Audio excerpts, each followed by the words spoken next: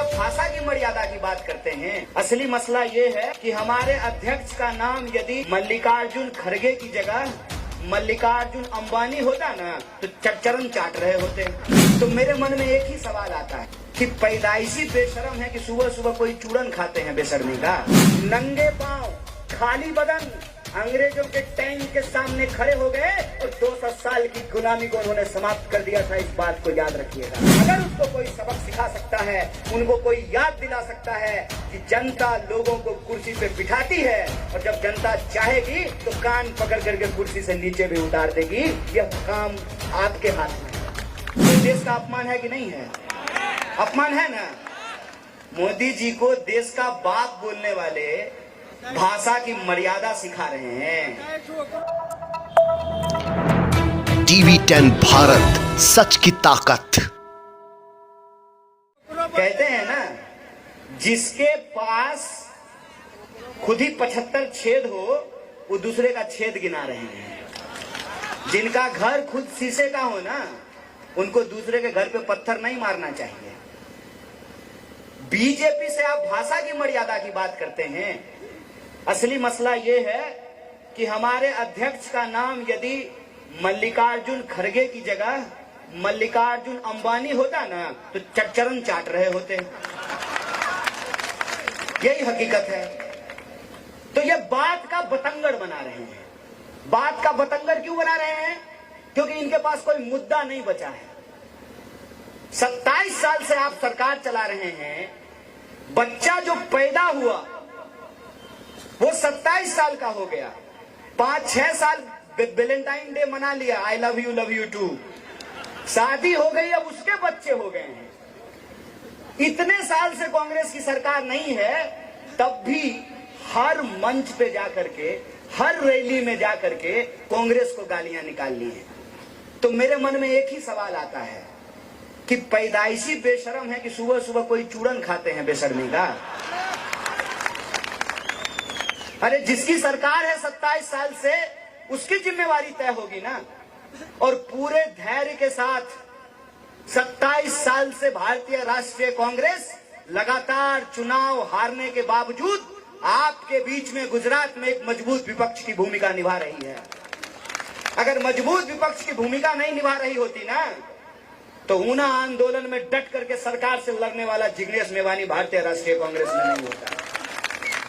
कोई भी जो लड़ने वाला है, संघर्ष करने वाला है, जो सत्ता के सामने दलाली नहीं करता है, लोभ नहीं करता है, बिकता नहीं है, वो आज राहुल गांधी के नेतृत्व में भारत को बचाने की लड़ाई लड़ रहा है। इसीलिए यह बात भाजपा को पता है कि अगर उसको कोई हरा सकती है तो भारतीय राष्ट्रीय कांग्रेस हरा सकती है। और आप इतिहास उठा करके देख लीजिए, कोई भी ऐसी पार्टी जो गुजरात में परिवर्तन का दावा कर रही है, उसका हकीकत क्या है? आम आदमी पार्टी। दिल्ली में किसको हरा के सरकार बनाई? कांग्रेस को। पंजाब में किसको हरा के सरकार बनाई? भाजपा को हराई है। और भाजपा चुनाव हारी राजस्थान में किससे? मध्य प्रदेश में चुनाव हारी किससे? छत्तीसगढ़ में चुनाव हारी किससे? और 2017 में चुनाव हारते बच गई किससे? इतना सीधा गणित है महाराज। आप तो गुजरात के हैं, आपका गणित इतना बढ़िया है। जो 2, 4, 5, 7, 8 सीट का अंतर था ना, उसको अगर 10, 20, 50 सीट का अगर आप अंतर कर दिए होते तो मोटा भाई का सूटकेस काम नहीं करता। छत्तीसगढ़ की सरकार नहीं पलटी क्योंकि जोरदार बहुमत था। मध्य प्रदेश की सरकार पलट गई क्योंकि बॉर्डर पे खड़े थे। तो आपसे यही गुजारिश करना चाहते हैं, मत स्पष्ट रखिए। या तो जो चल रहा है ना, चलने दीजिए। जियो धन धना धन, बढ़िया सिस्टम है ना। न रहेगा बांस, न बजेगी बांसुरी, न रहेगा सरकारी संस्थान, न लेनी पड़ेगी सरकारी नौकरी। बेटा बन जाएगा बीसीसीआई का सेक्रेटरी और आप ढोल बजाते रहिए। 45 साल में देश से सबसे ज्यादा बेरोजगारी है, इस बात को याद रखिएगा। बड़ी मुश्किल से पेट काट करके जो है माँ बाप अपने बच्चों को पढ़ाते हैं कि बच्चे को नौकरी मिलेगी तो घर बनाएंगे, गाड़ी खरीदेंगे, वॉशिंग मशीन आएगा। आपके घर में वॉशिंग मशीन नहीं है, भाजपा के दफ्तर में लगा हुआ है।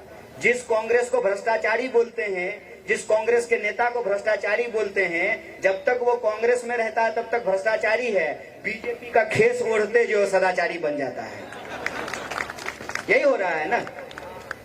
आपको विचार करना है, परिवर्तन करना है, तो आपके सामने एक विकल्प है, भारतीय राष्ट्रीय कांग्रेस का विकल्प। और जो चल रहा है फेयर एंड लवली, तो इंतजार कीजिए कब मुंह गोड़ा होगा। डराने का जो धंधा चल रहा है, तो इंतजार कीजिए कि आपका डर कब खत्म होगा। अरे गुजरात में सरकार बना दिए, वार्डर बना दिए, एमपी बना दिए, मुख्यमंत्री बना दिए, प्रधानमंत्री बना दिए। आप क्या कीजिएगा? अमेरिका का राष्ट्रपति बना दीजिएगा क्या? तो नेताओं का ही भविष्य सुधरता रहेगा, जनता का क्या होगा लोकतंत्र में? इस बात का निर्णय लेना पड़ेगा। और ये याद रखिएगा, ये वही देश है जिस देश के लोगों ने नंगे पांव, खाली बदन अंग्रेजों के टैंक के सामने खड़े हो गए और 200 साल की गुलामी को उन्होंने समाप्त कर दिया था। इस बात को याद रखिएगा। याद रखिएगा कि ये जमहूरियत, ये लोकतंत्र गिफ्ट में नहीं मिला है, लोगों को अपनी जिंदगी कुर्बान करनी पड़ी है।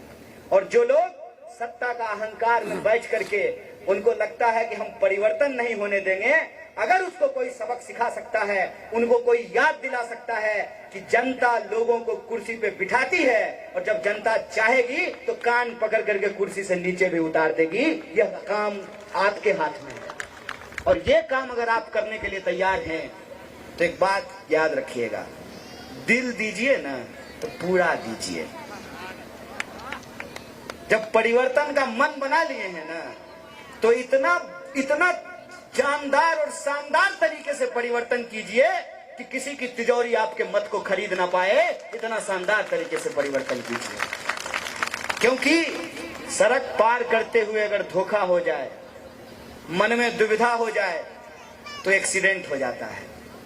जब वोट देने के लिए जाइएगा अपने सवाल पर, तो याद रखिएगा, जैसे एक एक ईंट जोड़ने से घर बनता है, एक एक कदम चलने से मंजिल मिलती है, उसी तरीके से एक एक विधायक को जिताने से बहुमत मिलता है। इस बात को याद रखिएगा।